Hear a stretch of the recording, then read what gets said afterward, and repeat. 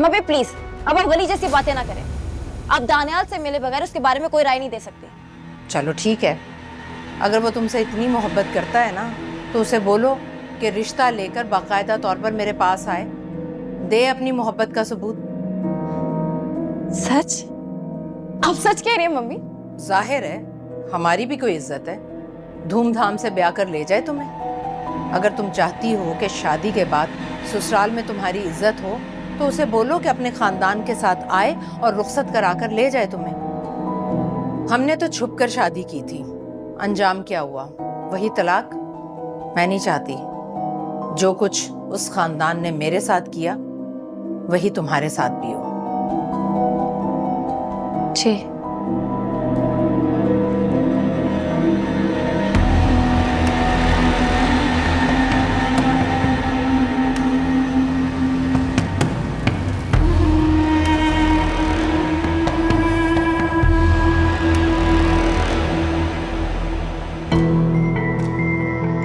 अगर वो तुमसे इतनी मोहब्बत करता है ना तो उसे बोलो कि रिश्ता लेकर बाकायदा तौर पर मेरे पास आए, दे अपनी मोहब्बत का सबूत।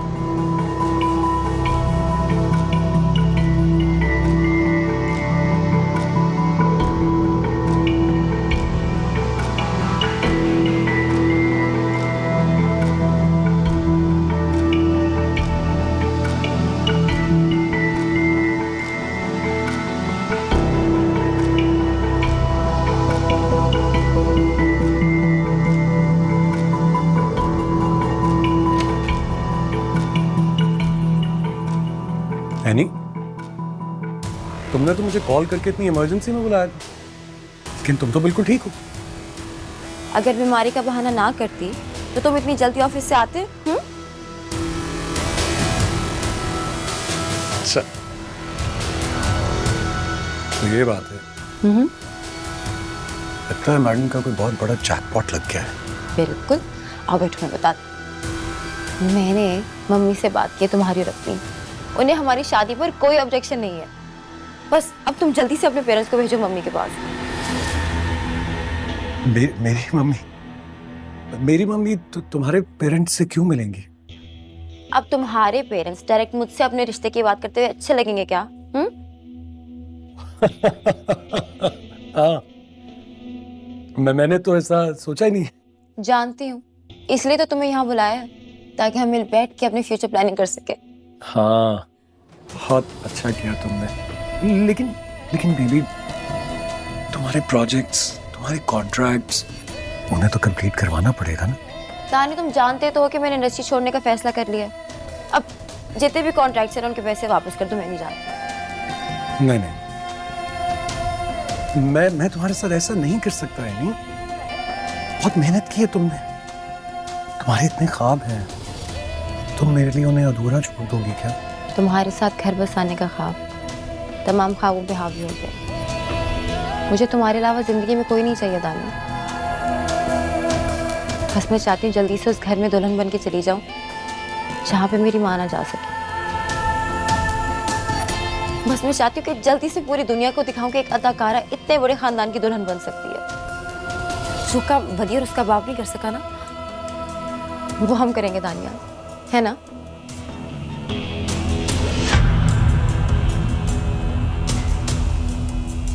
So happy.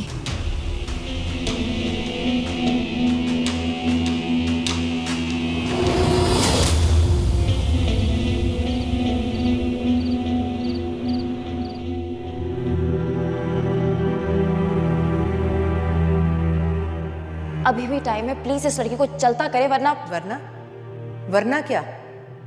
वरना दानियाल और मेरी शादी नामुमकिन है मम्मी।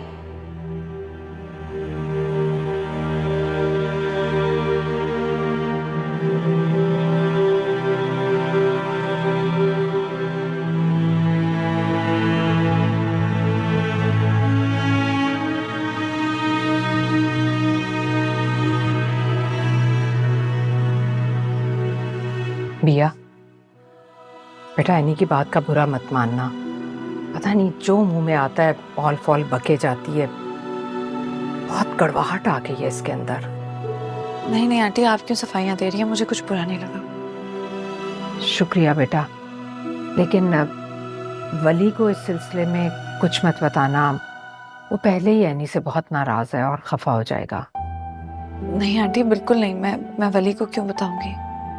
और बेटा उसे ये भी मत बताना कि एनी यहाँ आई थी मुझसे मिलने, क्योंकि वली ऐसा नहीं चाहता।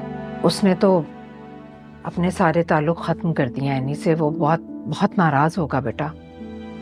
आंटी आप बिल्कुल परेशान मत हो, मैं उनसे कोई बात नहीं करूंगी। आपको कोई शिकायत नहीं होगी मुझसे। चलो ठीक है, मैं खाना लगवाती हूँ, आ जाओ, हम माँ बेटी मिलकर खाएंगे। जी आप चलिए, मैं आती हूँ।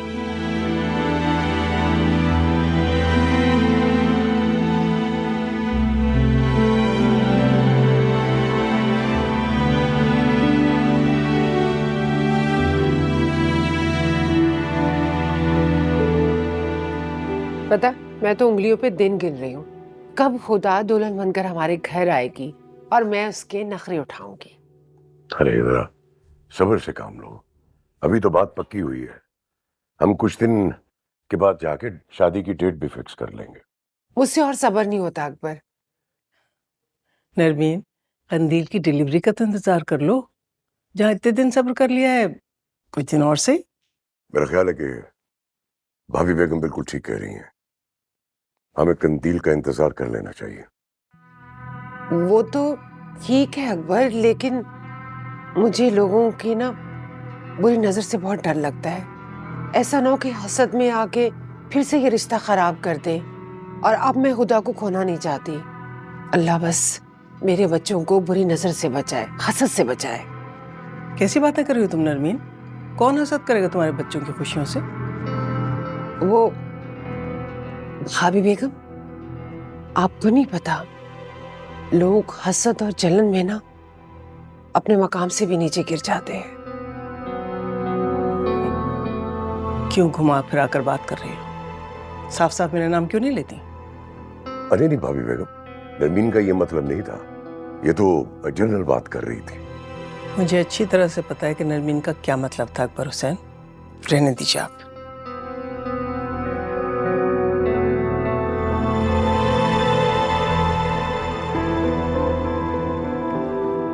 क्या जरूरत थी तुम्हें ऐसी बात करने की?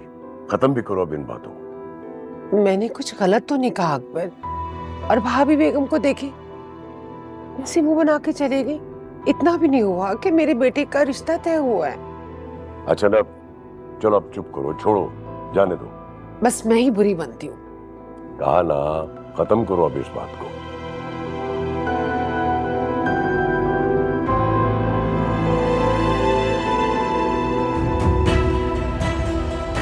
बिया, अम्मी, बिया, अम्मी आप कहाँ चली गई थी? आपको पता ना मेरा इस दुनिया में आपके अलावा कोई नहीं है। आपने क्यों मुझे अकेला छोड़ा? मैं यही हूँ तुम्हारे साथ, लेकिन वो आ गया है। वो तुम्हें बचा लेगा, वो ख्याल रखेगा तुम्हारा। तुम्हें जाना होगा, देर मत करना बिया। अम्मी, मैं आपको छोड़ के अब कहीं नहीं जाऊंगी, कभी नहीं जाऊंगी। बेटियों के मुकद्दर में माओ से जुदाई हुई, तुम्हारी और मेरी राह यहाँ से अलग है। अम्मी, चली जाओ, तुम्हें जाना होगा, वो तुम्हें बचा सकता है। अल्लाह के वास्ते चली जाओ, मेरे वास्ते चली जाओ बिया। बिया चली जाओ, जाओ बिया।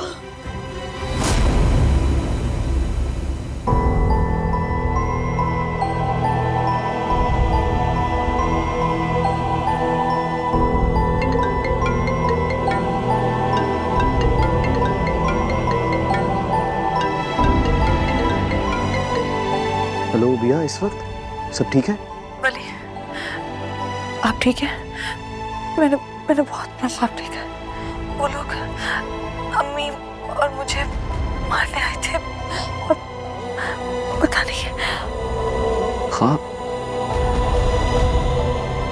कुछ नहीं होता बिया, सिर्फ ख्वाब था, हकीकत नहीं थी।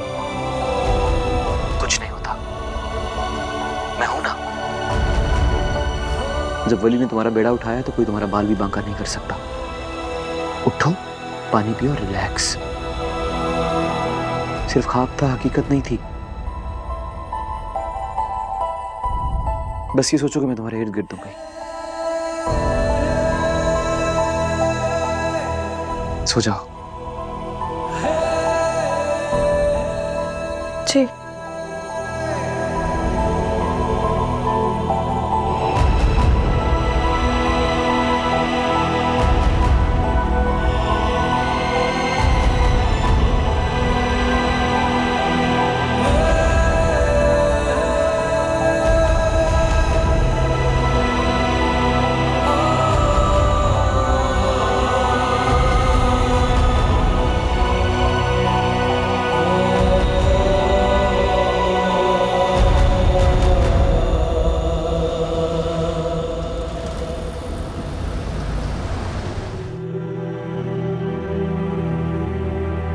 वली, तुम इस वक्त यहाँ खैरियत? जी माँ, वो बिया शायद ख्वाब में डर गई है। तुम मुझे इस वक्त ये बताने के लिए आए हो यहाँ? मैं रिक्वेस्ट करने के लिए हूँ आपसे कि अगर हो सके तो आप बिया के पास चली जाए, जरूरत है उसे आपकी। मैं देखती हूँ, तुम बैठो। नहीं, मैं चलता हूँ, देख लीजिएगा जरा। ये मेहमान है हमारी। मेहमान?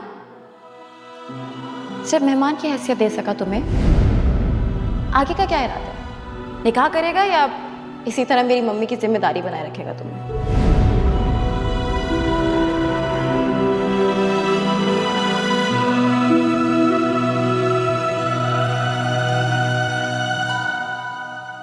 बिया, आ जाओ। जी आंटी।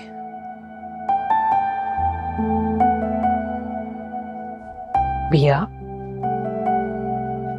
बेटा तुम ठीक हो? जी। डर गई थी? जी, लेकिन आपको कैसे पता चला? वो वली आया था, उसने बताया। वो बहुत परेशान है तुम्हारे लिए। आंटी माफ कीजिएगा, मैं आपको तकलीफ नहीं देना चाहती। ऐसी कोई बात नहीं है बेटा। आइंदा अगर तुम्हें डर लगे ना तो मेरे पास मेरे कमरे में आ जाना। तो मेरी बिल्कुल बेटी जैसी हो। जी।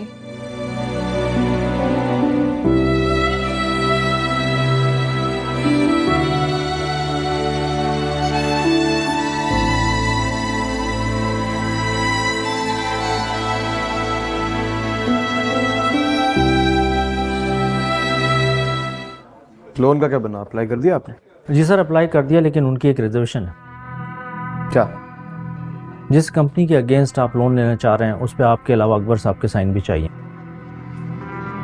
हाँ तो क्या हुआ, मना कर दिया उन्होंने? सर आप बात कर लें तो ज़्यादा मुनासिब रहेगा, मुझे नहीं लगता मेरी बात सुनेंगे।